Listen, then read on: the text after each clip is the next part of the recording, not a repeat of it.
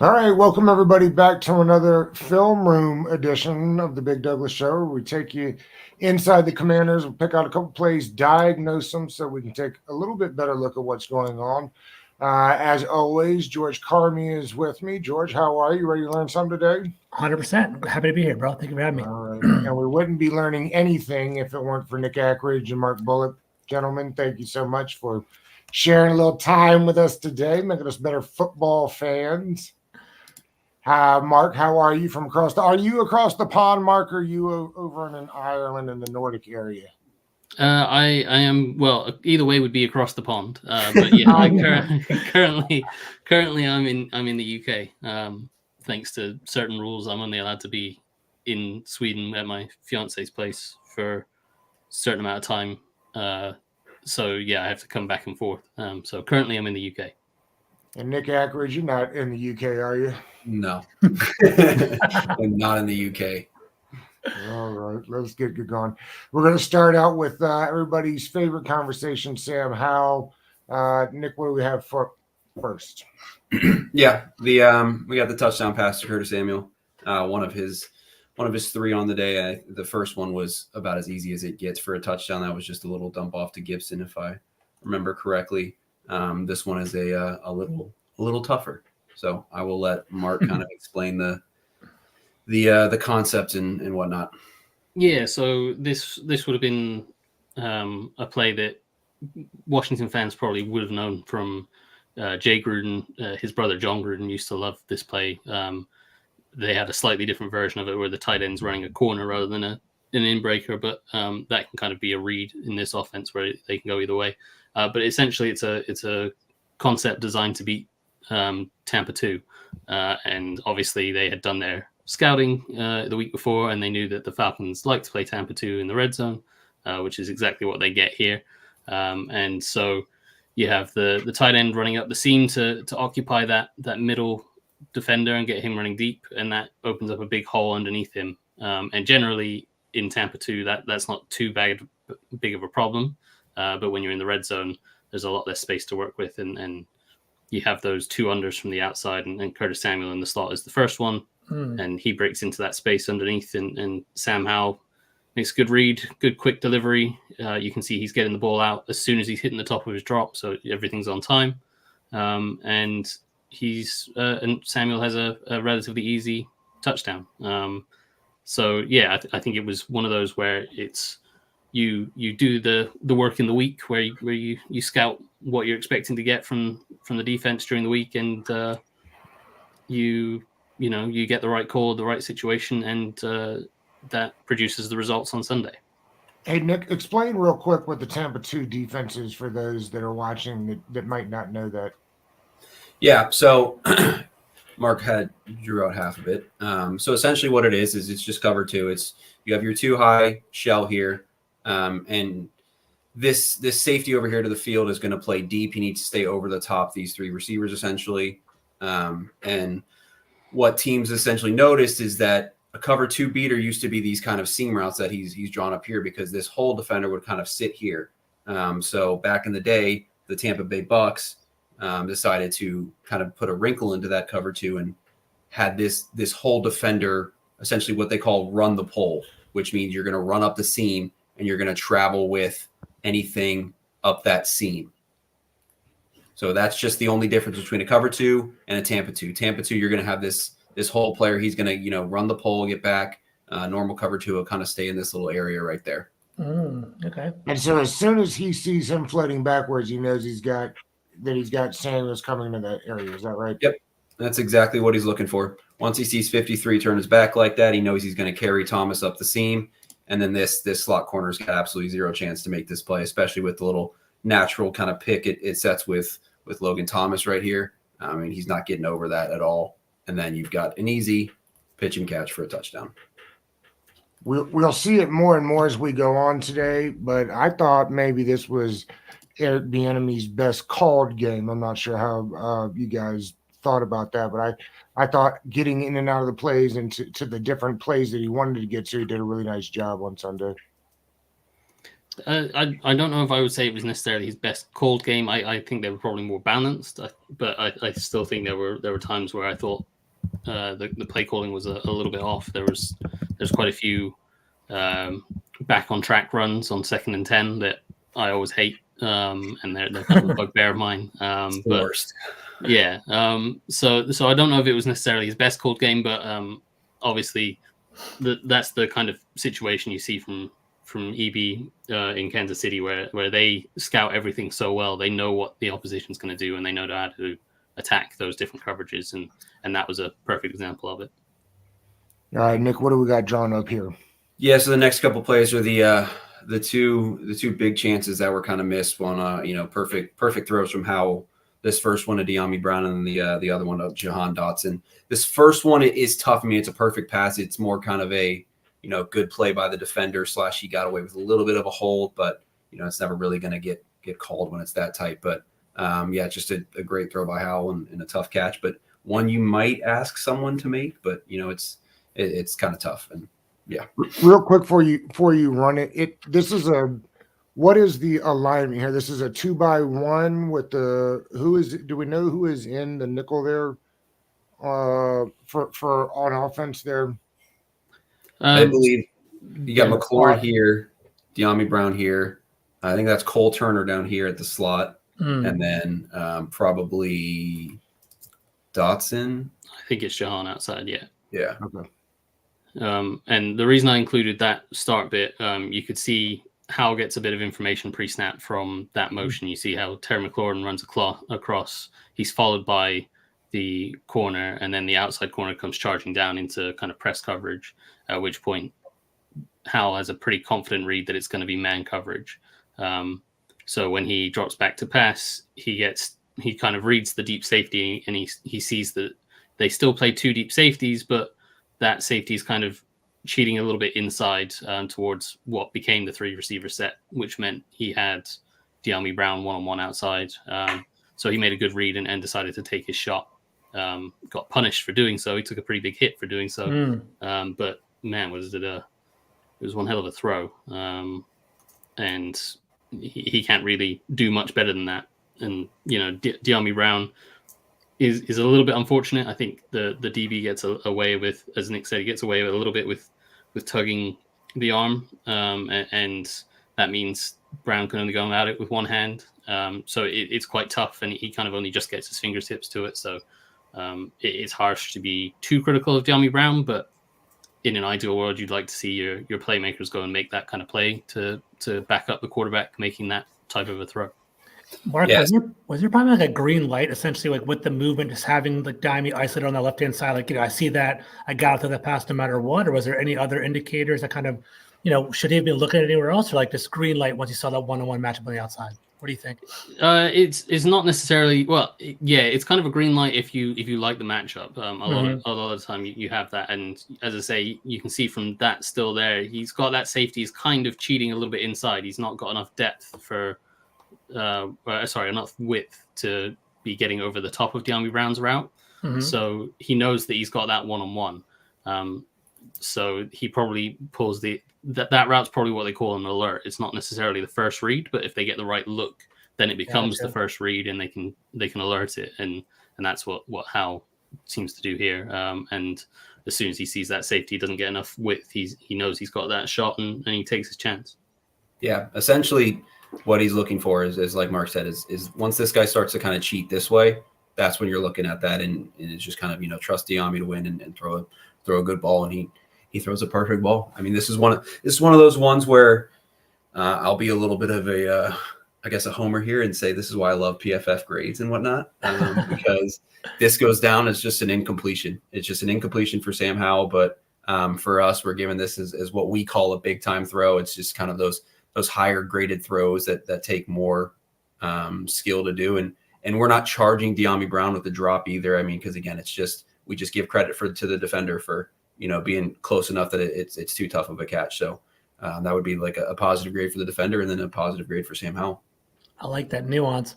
A question for you guys. So looking at this, maybe I'm ignorant, but this is a cover 2 defense, a cover 2 man is what we're seeing over here. And if so, is what I guess is the safety not being wide enough to kind of provide that umbrella? It's like a misstep by the safety. Is that what I'm seeing here? It's a lot of things. Okay. It's not Educate me, cover sir. 2. It's not cover 4. It's a kind of just, a zone sort of matching scheme. I think what they're really just kind of doing here is, he's got man here, and then he's going to stay over the top. So in what we would call this cover 6-ish. I would call it that, as where you would have sort of a quarters kind of match coverage down here, and you've got cover 2 sort of man over here at the top.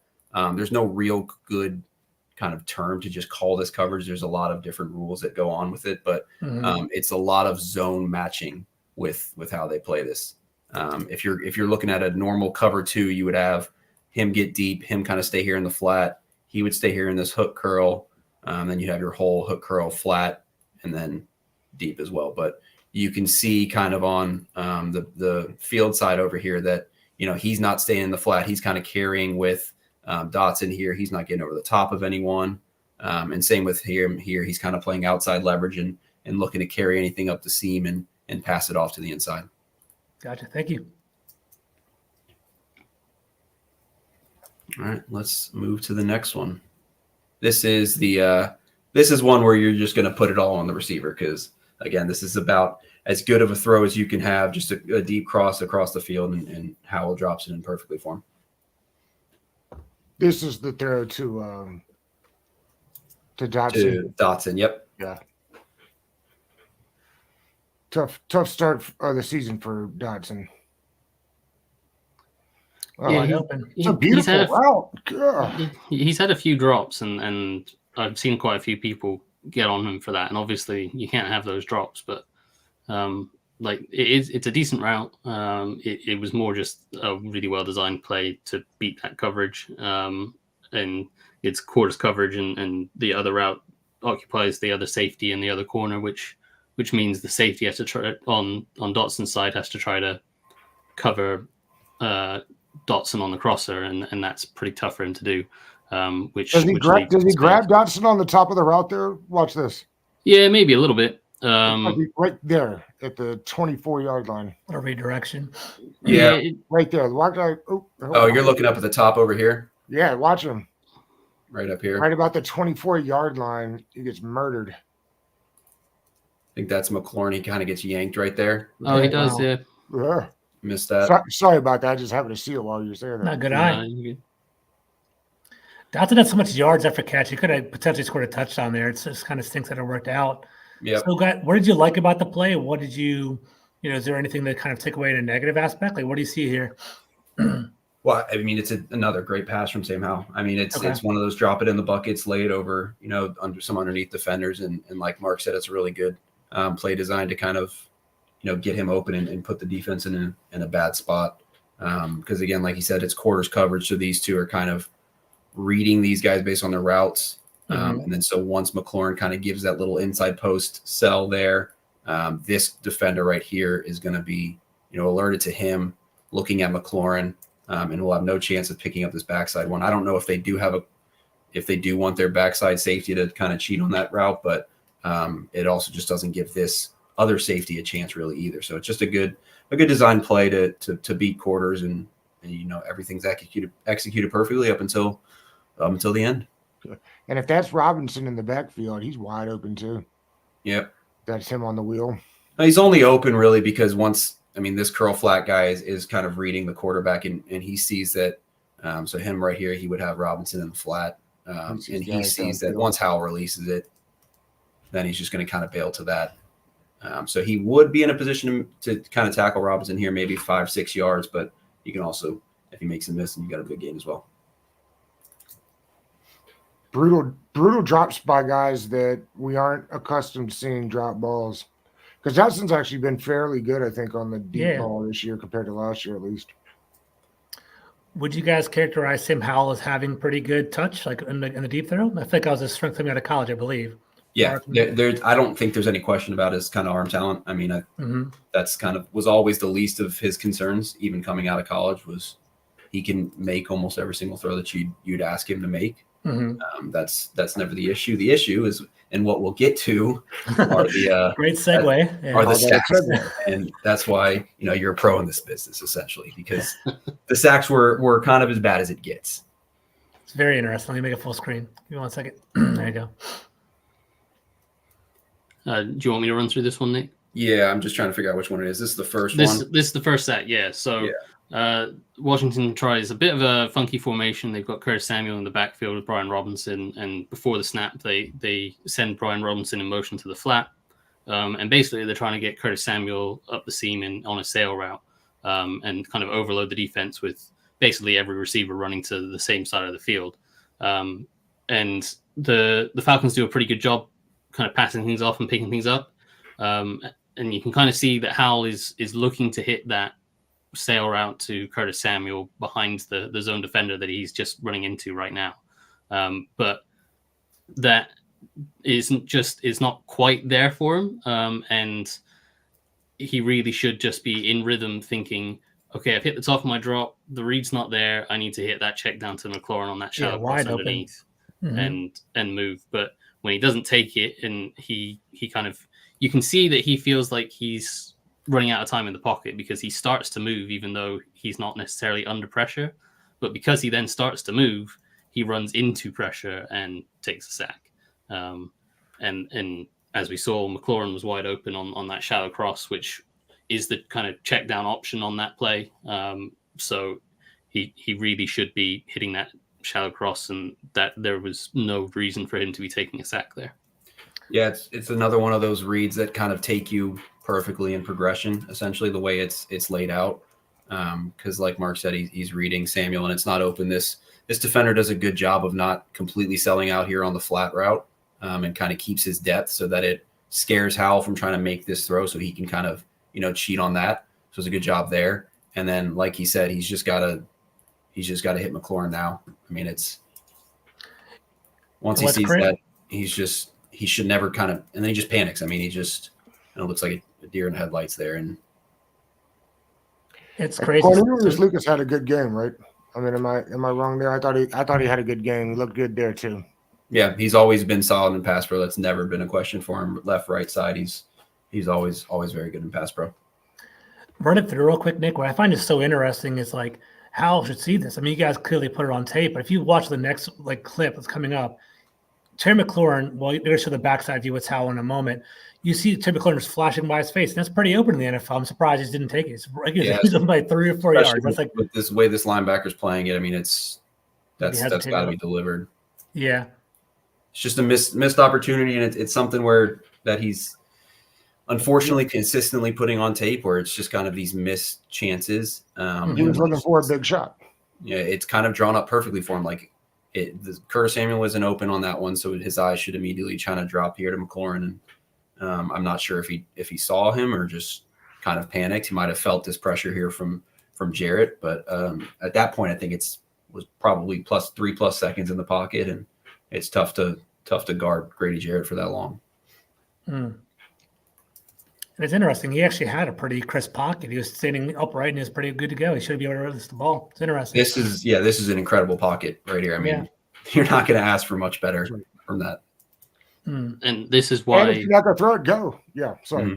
This is why I have been defending the offensive line this year. Like this offensive line is not an elite unit. I've never claimed they are that, but they are good enough to provide a pocket for the ball to be delivered on time, and that makes you at least a middle of the pack offensive line. And that's why when we've seen how be efficient, and especially when they go like quick game and stuff, and they get the ball out on time, the offense moves really well, and he gets the ball out and it's very efficient, and the receivers are able to pick up yards after the catch, and it works as exactly how the offense is intended to work.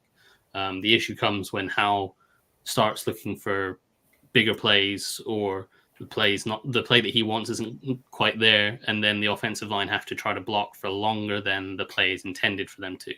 And if you have 5 elite guys up front, if you're the Philadelphia Eagles, you can get away with doing that.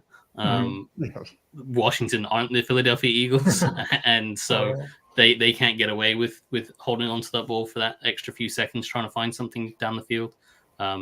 So yeah, this is a sack that people might say, "Oh, Nick Gates loses to Jarrett late here." Exactly. He shouldn't, but that there is no way you can expect your center to be blocking that for that And long. The ball should have been out. And Mark, to that point, this is very eye-opening. I'm really happy. Hopefully, people are watching this and kind of digesting it, because the offensive line is getting a lot of criticism, and I'm sure they have some faults as well. But as you see right here, Sam Howell did have time. This is what the coaches are talking about in the back rooms during their film study, like just telling how to kind of improve things. So I'm sure he kind of feels bad because the O-line's taking a lot of bullets where he's holding onto the ball too long. So it's just definitely eye-opening to see this. Nick, is this something as young quarterbacks are going through it? Is this something that they can fix? Can you fix that internal clock, or is this going to be one of those things where, like, yes, we may clean it up a little bit, but just like it was in college, this is just kind of who he is? Yeah, I mean, you've seen it. We've seen it happen with some quarterbacks in the past where they can kind of speed up that internal clock, but some guys always kind of have that hero ball instinct in them. And the play's never over. The play can always be a touchdown. The Russell Wilson type plays where he's running for 15 seconds, the Seattle Russell Wilson, I should say. But again, he put so much stress on his offensive line. It just made it tough. And even the Chiefs with Mahomes, I mean, if you ever are on Twitter, and you should follow their former right tackle, I forgot his name. Schwartz. Yeah, Mitchell Schwartz. He talked about it a lot, how Mahomes would take these 11-yard drops, and it just makes it so hard on your tackles to kind of keep that depth to him. But then he would kind of get out of it. And Patrick Mahomes is an alien. I think he does some incredible stuff back there, and he's never sacked. I wrote an article on it earlier, how he is, kind of meshed between that hero ball quarterback and then still able to kind of get it out, and has a pressure to sack ratio in the same realm as Peyton Manning. And it's just kind of incredible what he's doing. But it's something that I don't know how likely it is to get fixed, because again, we've seen it for so long. But again, he's only 7 starts into his career, and I think it's gotten better at times. But yeah, it's just tough. And they're not, to his credit, they're not giving much help to the offensive line, right? I think we're tops or towards the tops in the league and using 5 to protect. Yeah, I mean, five-man protection isn't necessarily not helpful to the offensive line, because you call 5-man protection because you're expecting the ball to be out relatively quickly.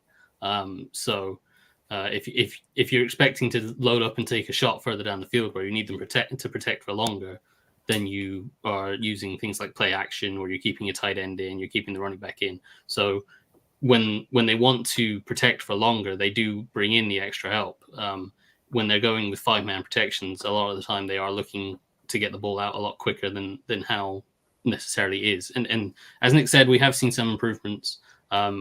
Progress isn't linear, so it doesn't mean that we're going to see steady improvements every game. There's going to be ups and downs. And some of this game was a down. There was some of this game where there was ups as well. But this one was another down. This was his second sack, and we want to move on to that. Yeah. You want to go through this one, or shall I? You're crushing it with the concepts. I still struggle with the concepts. So this is to the top of the screen. I don't know if you guys remember last week I told you about the bow concept, or they call it Tampa Bay, where you have a receiver outside running a little spot route, the running back going out to the flat, and then another receiver, sometimes a tight end, running a basic cross over the middle. Here is the complement to that play, where it's called, like in traditional West Coast offenses, it's called the arrow concept. Some people call it just a snag concept. Essentially, the basic cross becomes a corner route. I believe in the Andy Reid coaching trees, they call this Tampa, where they call the other version of it Tampa Bay. The read here is essentially it's a corner flat concept, but they have another receiver spotting up in between it. And then underneath, they've got Logan Thomas running a corner route with Curtis Samuel breaking the inside underneath. And so if you're getting zone coverage, the idea is that you're hoping to stress the outside corner at the top of the screen. And if he sits back, you're trying to hit the flat route. If he kind of bites up as he does on this play, you're trying to hit the corner out over the top of him. And so Sam Howell starts this play looking out to his right. And off the snap, you can kind of see that outside corner just takes a little jump up to the flat. And that should be a pretty good indicator that Howell should be able to hit the corner route behind him. And as he gets to the top of his drop, he probably should be hitting that corner route, in my opinion. But he decides to move on to the other side of the field. As Nick's kind of drawing it here, that outside corner is just kind of cheating up to the flat where the running back's out in the flat. So that corner route should be available behind him. But then Sam Howell, for whatever reason, passes it up, which isn't the end of the world, because on the other side of the field, he's got both Logan Thomas running the same kind of route, which is, in my opinion, open. And then you've got Curtis Samuel underneath, which is also open. And yes, there's defenders relatively nearby that could make up some ground, but they're NFL open, and Howell needs to be hitting someone. And again, it's about getting the ball out on time. When Howell hit the top of his drop, he could have hit that corner out at the top of the screen. When he decided not to do that, he could have quickly whipped his hips back around and hit one of these routes underneath. But he kind of hesitates and kind of panics in the pocket a little bit and ends up trying to scramble and running into another sack. And Mark, you have a much more sharp eye than me. I guess, is there something pre-snap that made him go to the right as opposed to the left? It just seemed like, I guess, Logan Thomas, I believe, on the bottom of the screen, he's wide open. Like, he's much more wide open than the top of the screen. Why would he elect to view to the right as opposed to the left? Is there any pre-tell sign for the snap? Yeah, I think it's more because they're thinking sort of zone coverage. The Falcons, as we kind of talked about with a couple of plays where they've shown a bit of Tampa 2 stuff, you can see they kind of work into that Tampa 2 stuff that we talked about earlier, where they have that defender in the flat, they have a safety getting width. And so this is a coverage that is, this is a route combination that is designed to beat cover 2 or Tampa 2. And as I say, it's kind of trying to attack that outside corner that is responsible for the flat, but often they have to keep an eye on receivers so they running behind them that opens up the flat. So whichever way that outside corner is meant to go, you're meant to throw the opposite way. The corner kind of bites up to the flat. He's certainly not got anywhere near enough depth to take away that deep corner route. So for me, that's open. That's where Hal should be going. For whatever reason, he didn't like it. And that can happen. Like, a quarterback can see something from the pocket that maybe he's like, I don't like that, or this guy is a guy I don't like challenging. So he moved on to his next read, and that's fine. You don't love that, but it is okay. But to then move on and see the two guys on the other side of the field are both open, and for him to not be able to quickly flip his hips and get the ball out to either one of them is where the real crime is, because then he, as we said, runs into a sack. Gotcha. Yeah. We have a couple comments. Sorry. I think a good indicator of kind of like, I think this is Dotson up here running this corner route being open, is you can just kind of look at where the two corners are. His outside foot's on the 30, his outside foot's on the 32. Again, it's tough, and it's also from the far hash, so it would take a pretty impressive throw. But like Mark said, this is NFL open. Like, that's open. That's exactly what you're kind of looking for. It's a cover 2 beater. You have what you want. You've got to let it go. And as far as the underneath guy, I wonder if it feels like 3 weeks ago, this is the same play that Howell tries to throw over the middle and the linebacker moves on it and he gets picked off. And I wonder if he sees that linebacker there in the middle of the field and is just uninterested in throwing it to who is that, Thomas, that's running over the middle there?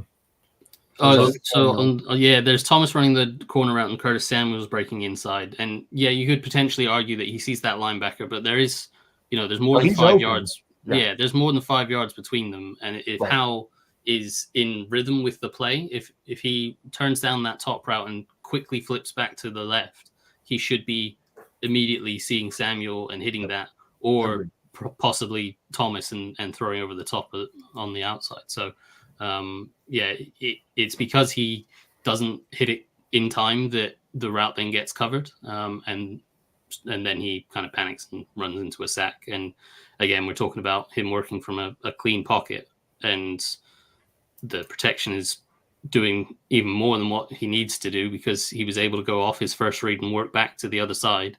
And then he tries to, scramble and ends up running into a sack. And that's pretty tough for any offensive line.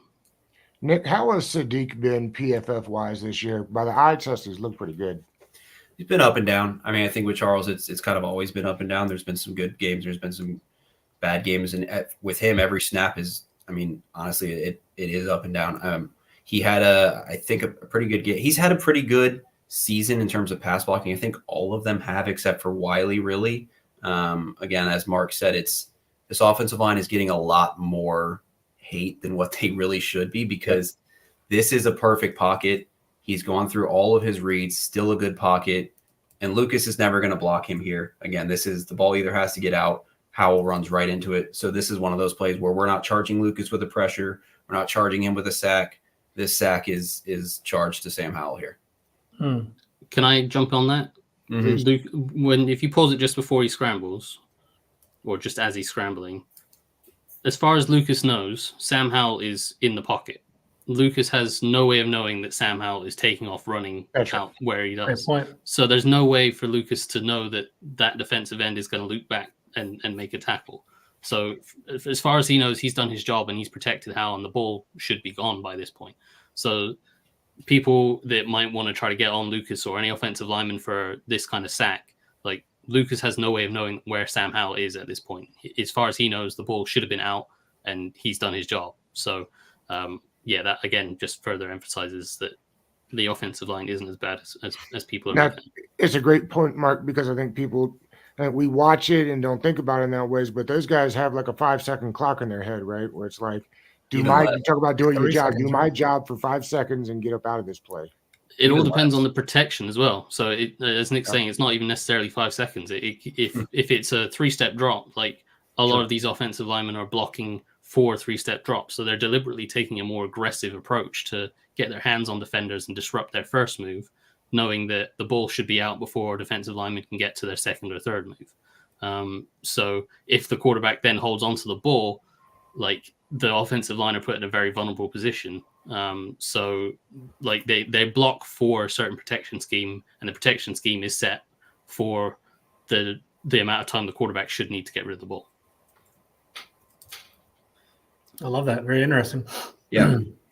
Offensive line doesn't get nearly as much credit as they deserve. That's honestly with almost every offensive lineman in the NFL and in football. You see it from a broadcast and you don't kind of realize that they don't have eyes in the back of their head. They're supposed to be blocking for a certain point to a certain point. And usually after like 3.5 seconds, it's tough to even ask them to block for 3.5 seconds. I mean, you just have to kind of always usually look to give them the benefit of the doubt. And I think fans now are not just Washington fans, just NFL fans, football fans are kind of now sort of learning more that pressures and sacks aren't just an offensive line stat. Like the quarterback controls so much of it. And there's so much nuance with literally every single block that it's tough to just kind of assign full blame to one guy. I mean, it's very rare you'll see a sack where it's just one guy completely beaten for a clean sack. Speaking of, did you see the Sky Dome camera angle of Calais Campbell's 100th sack where poor Cosme got put into full HKHD on the takedown? Ugh. I will say it wasn't as bad of a rep as it wasn't great, but it was a longer time. It wasn't a quick 1.5 second win. I'll just point it out there. I'll just say the camera angle was very detailed. Yeah, it didn't do it. It didn't do him really. Didn't do him well there. Cosme's been good though. Yep. Yeah, he has This is been. the third one. This is the third sack. So they're trying to hit they've got a deeper shot lined up for Logan Thomas at the tight end spot here, but they've also got a very basic. They've got the slot receiver running kind of a hitch, and the outside receiver running a basic, or kind of wrapping around it. So the idea is if you get, typically it's kind of a zone coverage beater, where if you get a zone coverage, the slot receiver will hold an underneath defender, and then that will open up a window for the outside receiver. The Falcons, if my memory is right, the Falcons play more man here, but the window is still kind of there for Howell. And I think I drew in, yeah. So here he hits the top of his drop, and there is a window for him to hit that route if he anticipates. I think it's Jahan Dotson running that route inside. And this is the Calais Campbell sack, by the way. Yeah. Realize it. So as he gets to the top of that drop, there is that window where if he anticipates that throw, and it does take some anticipation, and it may be a case of that he's not run this particular play against this particular look before, as we've talked about. It might be the first time he's seen this look. So he's not necessarily an advanced level ready to anticipate that. And this does take some anticipation, but the clues are there. The slot corner is attaching to, I think that's Curtis Samuel in the slot. Yeah. He's attaching to that route, so he knows that there's going to be some kind of window. The outside corner is playing with outside leverage, and he knows his outside receiver is breaking inside towards the middle of the field. So his outside receiver should That's be true. winning inside. So it does take some anticipation, but the clues are there for him. And as he hits the top of his drop, if he then just takes his hitch step and delivers that throw, it's there. But he doesn't. And, as we roll it on, we see he kind of runs himself into yet another sack. Which is why I said it was not perfect by Cosme by any stretch of the imagination, but it wasn't terrible. But yeah, I mean, as Mark was saying, it's tougher to anticipate this because, again, they're playing a too high shell. I don't think they had any kind of motion indicators on this play. I think they just kind of lined up. I don't remember them having a motion.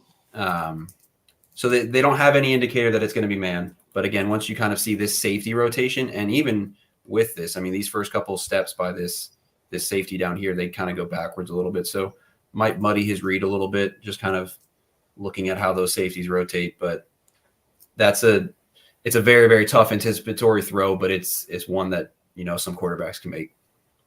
What I find interesting looking at this play is how they're utilizing Logan Thomas. I feel like it's kind of interesting how they've kind of taken deep shots with him, like on 2 or 3 of the plays that we observed so far today. Like, is he winning these routes consistently? Are you a fan of Logan Thomas? How do you guys feel about that? Because he doesn't win here, but like it's the fact that he's going deep and he's one of the more deeper routes on this route kind of eye-opening to me. We had talked about this a little bit on Monday. Exactly. That's why I came brought it up, George, because I guess to my eye he looks a little slower than usual, but maybe that's not fair after you've watched the tape a bunch. Nick, did you want to take this one, or do you want me? I've not paid much attention to Logan Thomas's routes. So the offense, obviously, the last few years in Kansas City, the offense has run through Travis Kelce, and Logan Thomas isn't Travis Kelce, but they have a lot of stuff for tight ends in the offense, and a lot of that is because a receiving tight end with even sort of just above average level ability, and Thomas at one point had more than that. Even now, if you say he's just an average or slightly above average tight end, the way this offense can isolate a tight end or can use a tight end to give the quarterback pre-snap information and generate matchups is a lot of what this offense is all about. So using Logan Thomas to the extent that they have been using him is more about generating the matchups and creating looks that give Sam Howell good pre-snap reads and indicators of what the coverage might be and where he needs to go with the ball. And last week against the Bears, I think he had something like 7 or 8 catches for a decent amount. Yeah, he had 11 targets for 9 catches. Exactly. Yeah.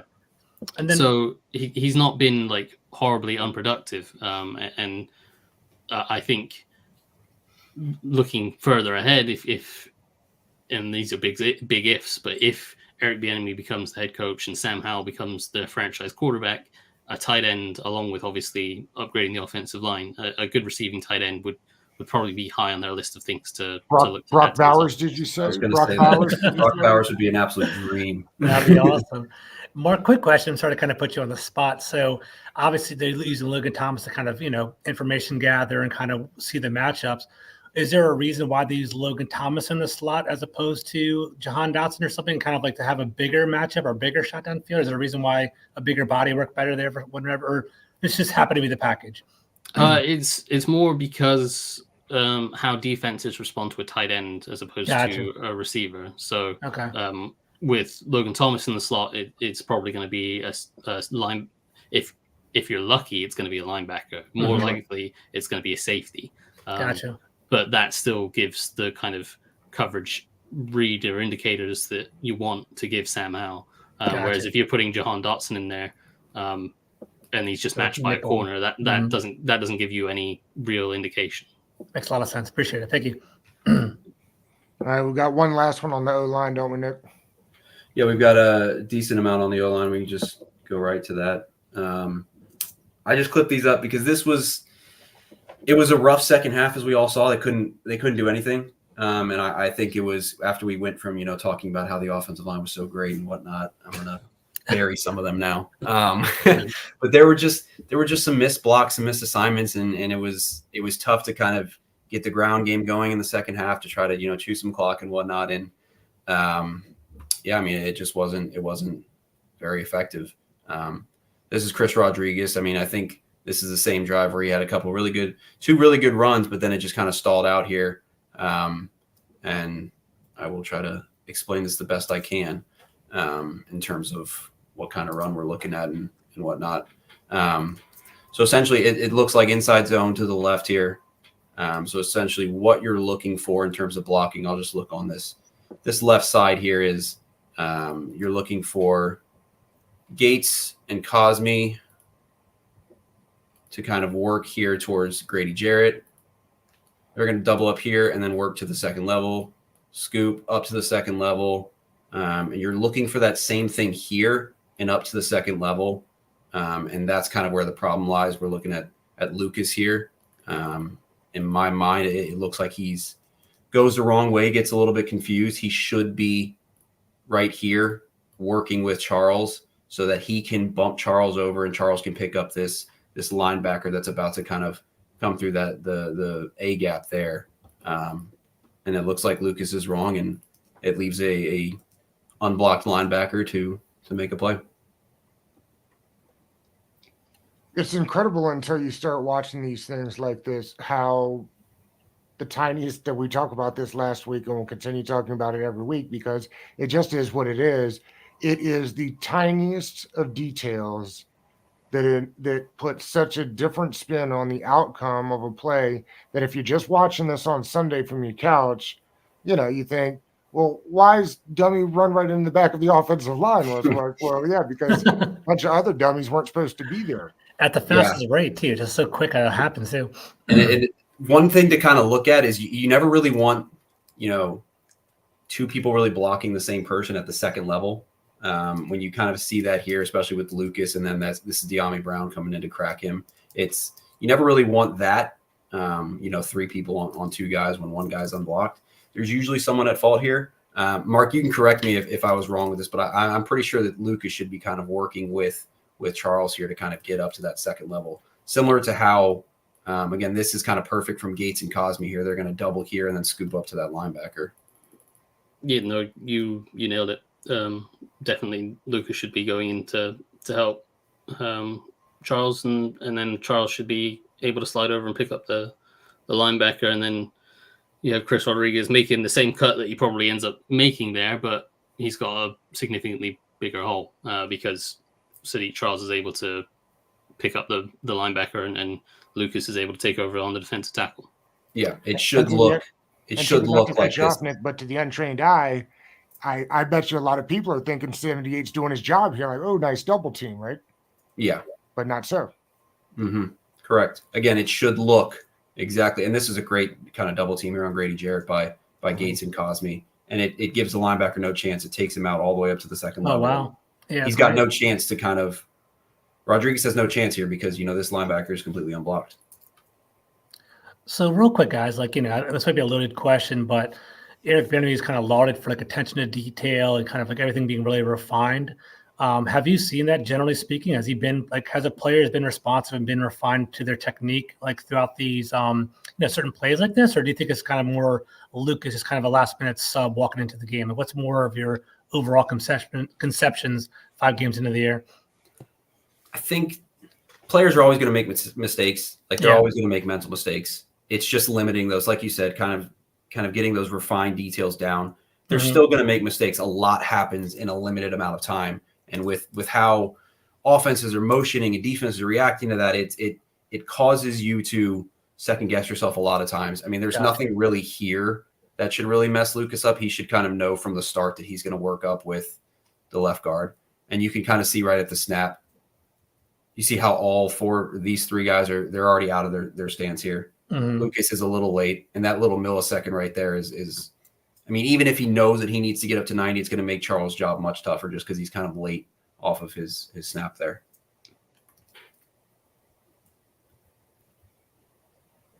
All right, another run, second half again.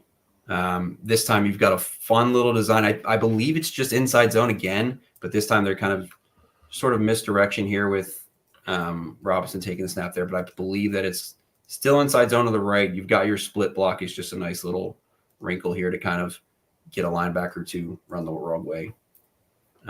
But as we kind of look through this, there's another unblocked linebacker at the second level, and that gives Brian Robinson absolutely no chance to really do anything. So again, what you're kind of looking at here is similar to the last play. Is these two are kind of blocking up to here, and I believe scooping up there, double team here, scooping up here, and then he's blocking out here. He's coming across for a split block on him. And so as we run it through, no double team there, kind of a little post block, just kind of touching him. And then Cosmi needs to get up to that second level. He's a little late. 53 is completely unblocked and easy tackle. And is Robinson squeezing the hold too close inside? Should he be pressing that a little bit more to the edge, or that's not? This is more of a blocking than where he decides to force the hold. I don't think he's got really any chance here. I mean, he's supposed to kind of hit it here, and Gates has a good block here on 72. Cosmi's just kind of late getting to the second level. Gotcha. And how much of this is, what it was Parcells that I think once talked about how many reps an offensive line needed together. Now, while I understand that's not a luxury in the modern NFL, I mean, how much of this is just guys still getting used to playing next together? I mean, it's still Cosmi's really first year as guard and Wiley's first tenure with the Commanders. Where do you think the percentage there lies on what they're running versus how much they played together? I mean, they're 6 games into it now, and they've played together for 6 games. I mean, it's kind of remarkable. I'm going to knock on wood, but outside of Leno, none of them have missed a game. I mean, it's been the same 5 the whole time, which is what you want for an offensive line, and it helps boost an offensive line even more if you can just kind of have the same 5 consistently playing. I'm a little harsh, but I think it's been enough time that they should be pretty well adjusted to each other. The timeline has been clamoring for Cornelius Lucas to right tackle. I can't imagine that is actually going to happen. No. They like Andrew Wiley, obviously, because they signed him, but because he knows the system. I think he's probably helping out Sam Cosmi's transition to right guard a lot more than people realize. And yes, he has had some rough reps, but I don't think it's to the extent that people think it is. And I think he's a serviceable right tackle. Absolutely, you could upgrade him. I don't think Lucas is the guy you upgrade him with. I think Lucas at this point has kind of proven to them that he is a very, very good backup swing tackle. And that is exactly what he should be. You don't really want him playing extended time. You don't want him to be your starter. And they brought Andrew Wiley in because they didn't want Lucas to be their starting right tackle. So, Mark, is there anything you're seeing that basically like solidifies your view that Wiley's supporting Cosmi, or just kind of like hypothetically speaking?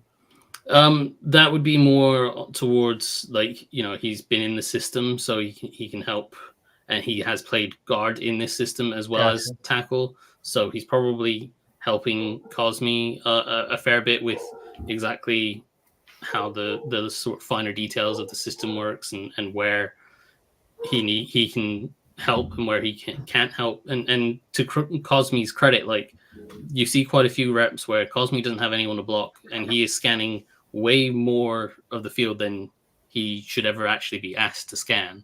And I think that's just because he's so aware of where different blitzers could be coming from.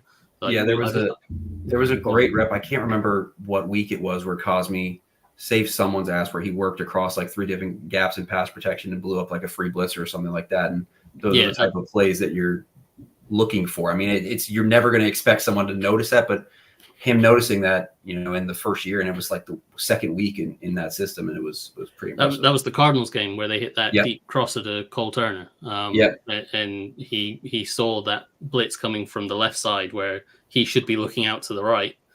Somehow notices this guy coming on the left side and slides across to pick it up. So Cosme's they're certainly doing a good job, and only they will know behind the scenes of how much Wiley is helping with that. But I suspect Wiley has had a fair bit of influence on him. Gotcha. Nick, let's switch to. I want to look at a little bit of Cody Barton because Lord knows we've given him a lot of grief around here. So I want to do a show. Poor guy. Go ahead. Yeah, I clipped up 3 separate plays altogether to give an example. The first one is obviously not from this game, but this is to give an example of how Barton was struggling, and then we'll see in a few plays of how better he was in this game. But you can see here that Davis and Barton are both linebackers. First thing to note is Washington are light in the box. So they have 4 defensive linemen and 6 linebackers. The Eagles have 6 offensive line. Well, they have 5 offensive linemen and a tight end. So that means there's no 7th defender free to tackle the running back. So that makes things a little bit harder for the linebackers. They kind of have to be able to read what the defensive linemen are doing and fit off of that. But what we see here is the offensive line up front blocks from double teams, and Jamin Davis fits really quickly. He reads exactly what's happening, and he fits his gap extremely quickly. On the other side, Cody Barton just takes a little second longer, and so he hesitates, and that gives the offensive lineman a little bit extra time to stay on the double team, and then peel up to the second level and pick him up. And you can see Davis there has collapsed that block in the middle, but Cody Barton's being driven back because he took just that little bit longer, and that gives Swift a chance to bounce his run outside and pick up a solid gain. And so, Mark, you like Barton to press the line there? Yeah, so you can just see the difference. Like Barton's a yard or 2 further back than where Davis is. Davis has already forced his offensive lineman to come off of the double team and pick him up, whereas Barton is still a few yards back, letting that offensive lineman help Kelsey secure that block and then work off and pick him up later. And you can see that Swift wants to run inside, but Davis has kind of blown that up. So he bounces outside and Cody Barton kind of gets driven back, and Swift ends up picking up 6 or 7 yards because Barton doesn't fill that play very quickly. But if we will, so once we run through this, we'll go on to the next play. We've got where we were at with the Falcons. So the first thing to note about in this Falcons game, the Falcons are known for running the ball. They love to run the ball. They are very committed to running the ball. They average almost 30 carries a game.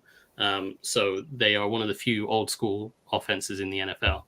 So Washington's response to this was to use that Cinco package, the 5-man defensive line, which essentially is just a 3-4. They even, on this case, they bring Cam Curl down into the box to give them an extra defender in the box.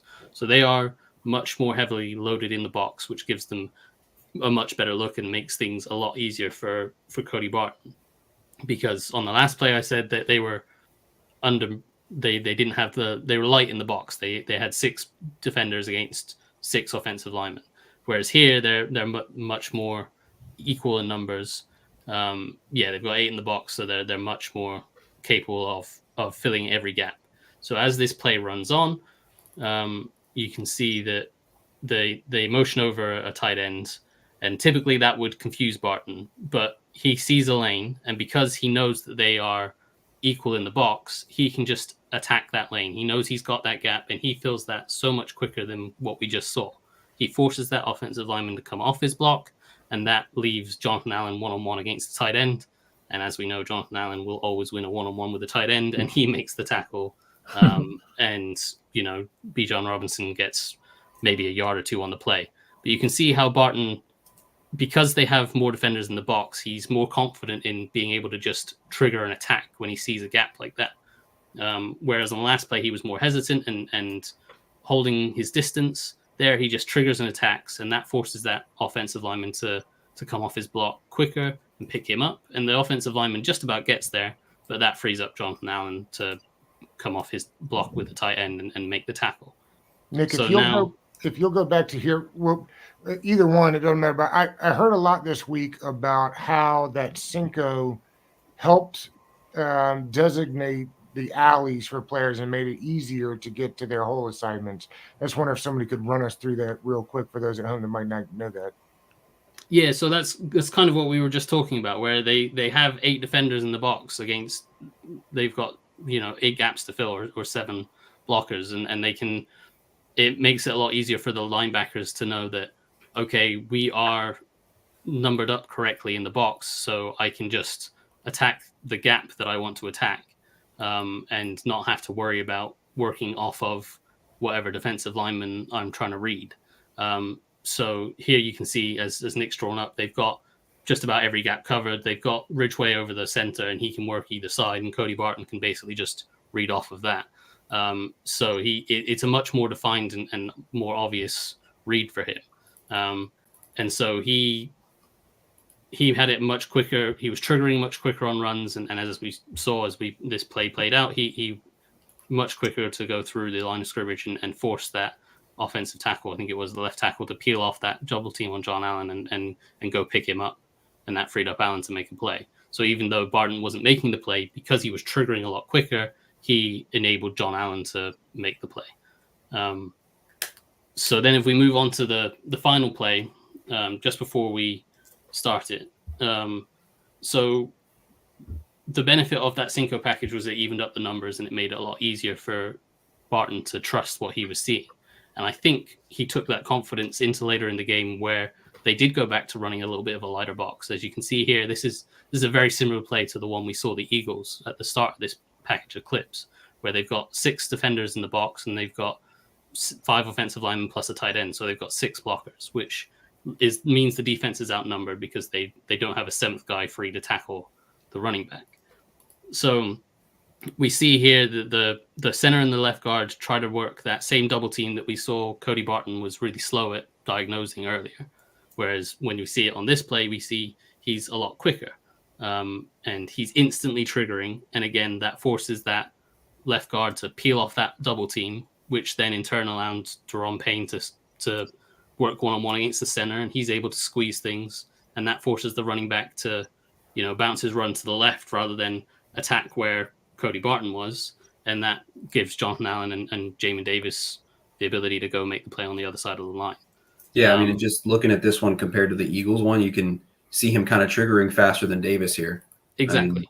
He's already in his stance, instantly recognized it. Davis is fine here, but yeah, it's nice to see the instant improvement essentially.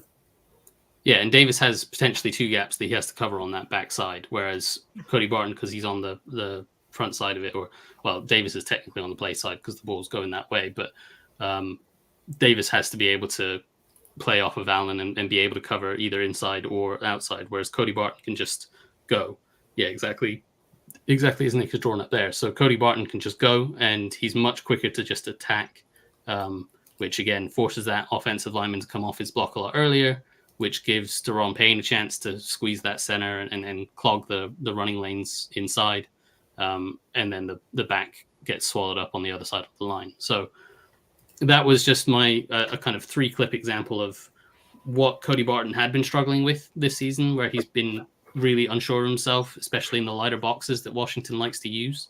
But then in that Falcons game, because they started a lot and very early on, they ran a lot of that Cinco package. So it was a lot more defined reads, and he was kind of triggering a lot quicker. He knew exactly what he was doing, and he was just going. He was reacting rather than pausing and thinking. And he took that confidence later into the game to when they went back to those lighter boxes that they typically do. As we see here, he triggers instantly. And I think it's just a confidence thing. So hopefully that means he's going to take that confidence forward into the next game. Obviously, we will have to check up on that next week and see if he does do that or if he reverts back. But we've hyped him up a lot, so he better. Yeah, right. But before we get out of here, Mark, I'm curious. A lot of the fan base has said, we finally got back into the 5-man package that I think a lot of people thought we'd use a ton ever since the preseason. They used it a bunch last year. Was that just dictated by the offenses that they were seeing? Because I know the fan base is like, well, why didn't we do this a long time ago? I frankly am one of those. So I thought maybe you could tell them a little bit about why we haven't gotten into a lot of that 5-man front yet. Yeah, so you do it based on what the opposing offense is going to run at you. And most offenses in the NFL will work out of 11 personnel, so they'll only have 5 offensive linemen and a tight end in the box. So you want to defend against the pass against that kind of personnel group. So you keep 2 safeties back and you run a lighter box. And to do that, you have 4 defensive linemen and 2 linebackers. Or sometimes you do 4 defensive linemen, 1 linebacker, and a dime linebacker. But yeah, you only go with 6 in the box. Whereas the Falcons quite often are a team that works out of 2 tight end personnel or tight end and a fullback and run heavy personnel. So you want to load the box up a little bit more. And another part of it is that the Falcons are a very zone heavy team. And one way to counter zone teams are built off of being able to generate those double teams and moving guys laterally by using those double teams. So when you put an extra defensive lineman in there, it's much harder for them to generate those double teams and move those big bodies up front, which then makes it a lot easier for those linebackers to read things a lot clearer.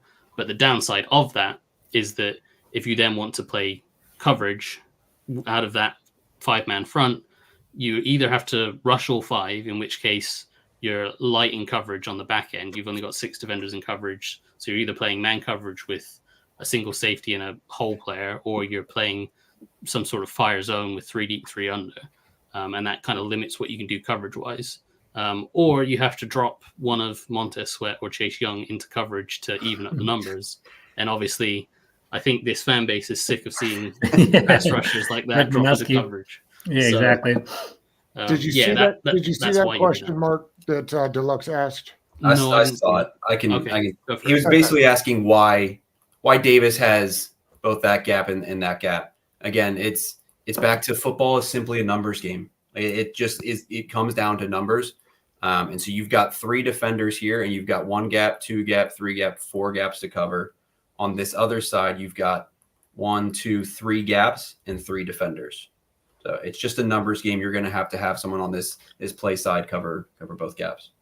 And it's not necessarily Jamin Davis that has to read 2 gaps. Yep. They could have it as Jonathan Allen can read 2 gaps, and they kind of have it where both guys are kind of doing that. And Davis is kind of reading off of what Jonathan Allen does. So if Allen kind of stunts inside straight away, Davis would stay outside. But because Allen kind of gets a double team there, he has to be ready to fill that A gap. So he slides inside. And then once the run starts bouncing, Davis is still in a position to readjust and mirror that cutback. And he does a really good job there of actually bouncing back outside. But Jonathan Allen is also there, so he makes the play first. Yeah, it's a really good play by Davis just to be patient, because you'll see a lot of times, and you saw it with him a little bit, where he would instantly just kind of fill that gap and not be ready for the cutback and kind of take himself out of the play. All right, well, fellas, I think that probably does it for this week. I think we got through a whole lot. It was good stuff, and I think there's a lot of things in there that they can clean up as well. So I appreciate it, and we will see all of you next Tuesday. For those of you watching, you can always send us clips if you want to see gone over in the program, either one of the 4 of us, and we'll do our best to get them covered. Fellas, appreciate you. Great night, fellas.